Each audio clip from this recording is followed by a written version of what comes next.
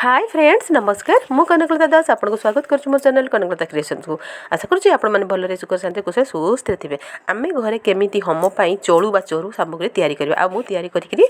घरे रखीदेली कारण नवरात्रि मुझे होम करी से आपण भिडियोटी शेयर करुँची जो मैंने नवरात्रि करें भल अन्य माने घरे जदि केबे होम बा हवन करेंगे तेज निश्चय तैयारी करके आपण मैंने व्यवहार करेंगे शुद्ध जिनिस शुद्ध हवन सामग्री आम घरे या मात्र दुकान जो हवन सामग्री किणु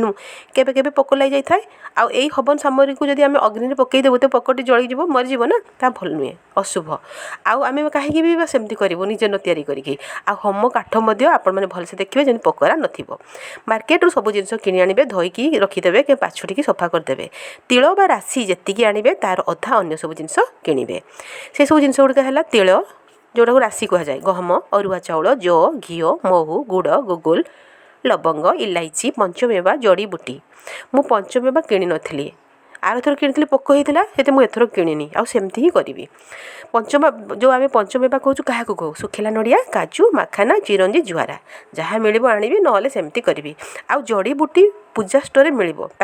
मिसईदे सबू सामग्री को एकाठी गलईदे आउ जेते जन पूजारे बसबे समस्त गोटे गोटे पात्र देदेवे स्वाहा समय ही 3 आंगुली अग्नि में पकेबे एवं घी स्वाहा समय ढालिबे